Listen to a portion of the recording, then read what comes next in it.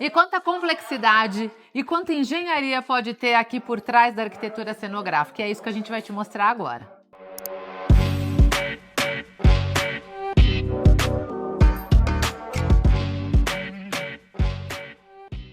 Olá, tudo bem com vocês?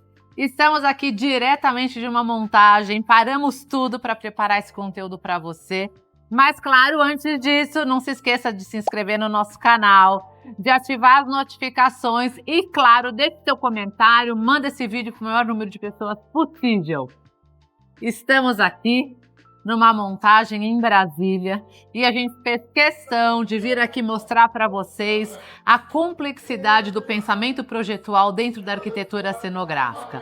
Paramos aqui para justamente mostrar essa área que tem a junção de todos os nossos atributos da arquitetura cenográfica, tem muito conceito, tem muita técnica, tem sim muita funcionalidade e vai ter muita experiência. Mas, gente, esse ambiente está totalmente descascado, né, Bueno? Então a gente quis parar para vir mostrar para vocês a realidade aqui do backstage, como que isso foi pensado. E aí nosso mestre Bueno vai contar para a gente esse pensamento. E aí, Bu? Bom, primeiro, né, atrás da arquitetura cenográfica existe a engenharia. O que é fácil de ver, né, da arquitetura cenográfica, que é a beleza do espaço, né, tudo que é construído, tudo que é sentido, mas por trás existe uma engenharia que é muito complexa. E é sobre isso que nós queremos falar, qual que é, né, a responsabilidade, qual que é realmente, né, a complexidade que existe dentro de um projeto desse. Que muitas vezes a gente fica mostrando o projeto pronto, gente. A gente até mostra muito backstage. Aliás, aproveita que vocês estão aqui, vão lá no nosso canal, no Insta, que a gente está mostrando muito sobre isso, tem muito conteúdo mostrando sobre isso. Mas, acima de tudo, a gente quis trazer um pouco o que está acontecendo durante essa montagem, que vocês vão vendo aí durante os takes. A gente fala muito da experiência, mas teve um processo no meio desse pensamento projetual, né, Bu, que a gente fez uma mudança importante, que a gente começou a perceber que tudo que a gente ia colocar nesse ambiente tinha uma complexidade de outros parceiros, outros fornecedores, além daquilo que a gente estava fazendo. Claro que foi projetado, mas teve uma mudança no meio do percurso. E isso a gente achou legal vir aqui contar para vocês sobre o reforço do teto, Bu, que a gente precisou fazer. Tá. Bom, o teto ele já estava programado mais ou menos para receber de 4 a 5 toneladas, né, esse teto do trem. De elementos cenográficos, gente, que são instalados. Então são painéis de LED, toda a parte de iluminação, sonorização e toda uma parte da marcenaria também que compõe o teto do trem. Porém... eu não falei o que é, depois eu conto o que é. Qual parte que você não contou? Que é um trem. Eu falei que era uma área experiencial importantíssima, mas depois a gente contextualiza aqui em imagem para vocês. Isso vai ser uma viagem. Esse evento, de um modo geral, é uma viagem para uma cidade do amanhã, mas daqui a pouco eu falo um pouquinho mais. Fala do trem, Bu.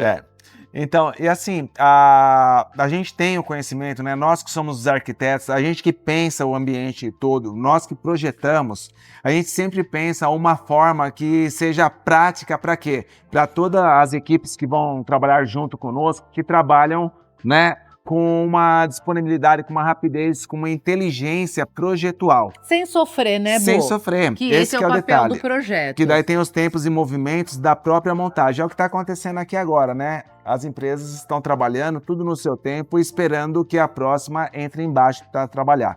Porém, no estudo que nós fizemos na pré-montagem da marcenaria, a forma que a gente havia projetado o teto do vagão do trem, ele ia ser formado de um sistema construtivo, né, com a marcenaria de uma forma diferente. E a gente viu que talvez a gente poderia acelerar esse processo aqui.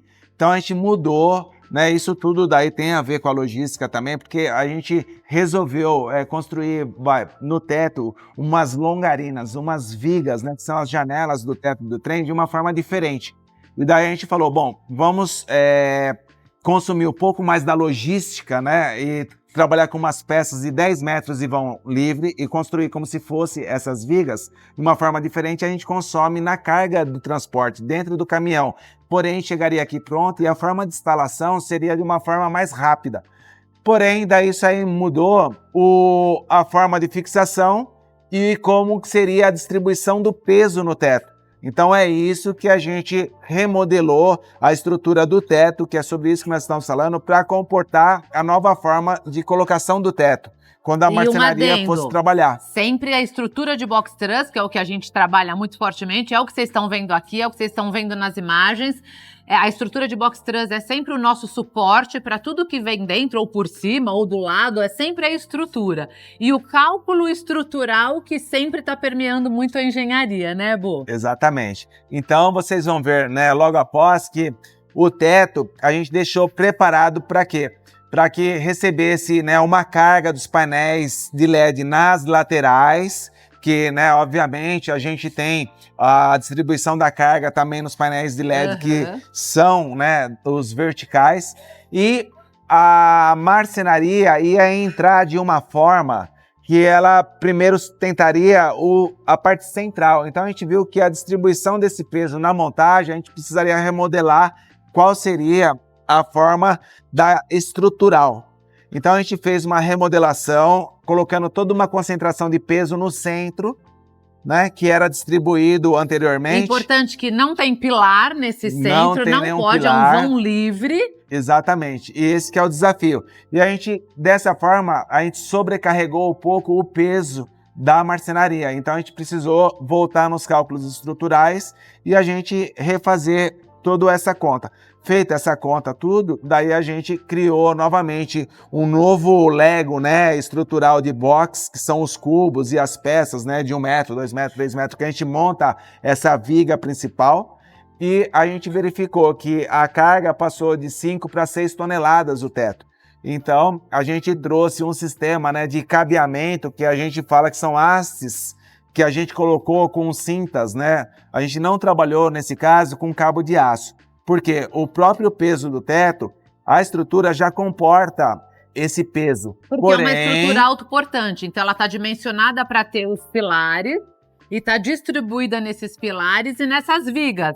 Bem engenharia mesmo, porque não está nada aéreo, ela é uma estrutura autoportante. Um vão livre, né? Um vão livre. Porém, a gente sentiu que, claro, obviamente que a gente não trabalha com 20% de segurança.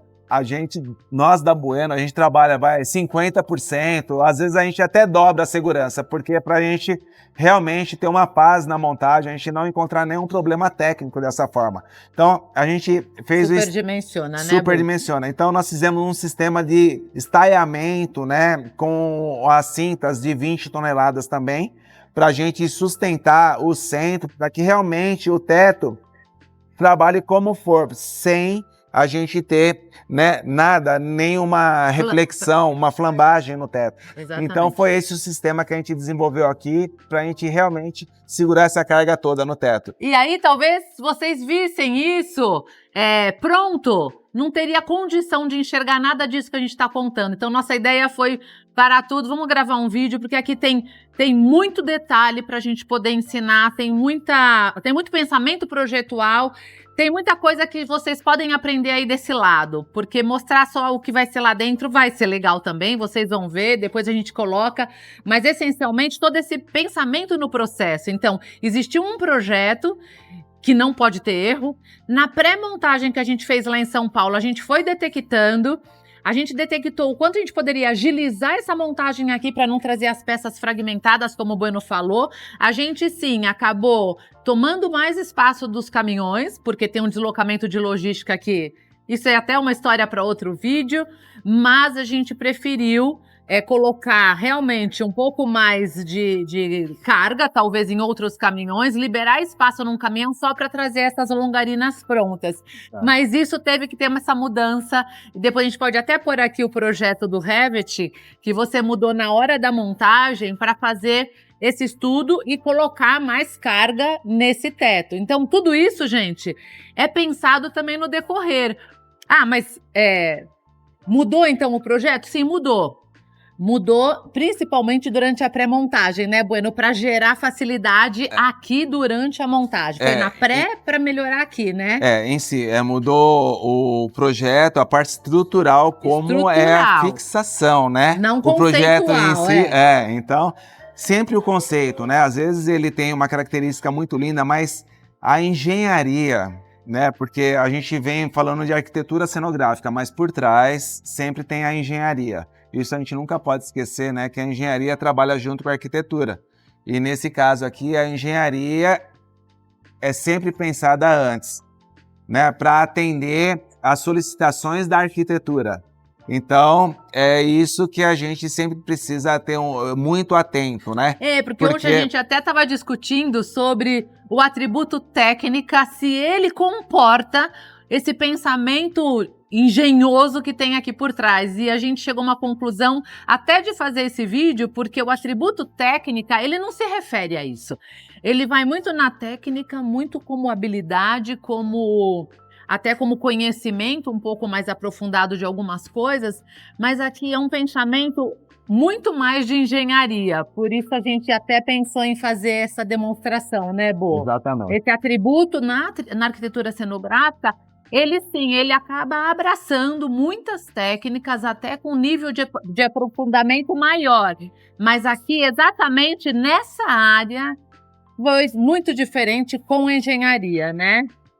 Então, outra coisa que acho que é legal evidenciar aqui, que o Bueno falou assim, o projeto do resultado final não mudou, até porque é o que a gente apresentou para o nosso cliente.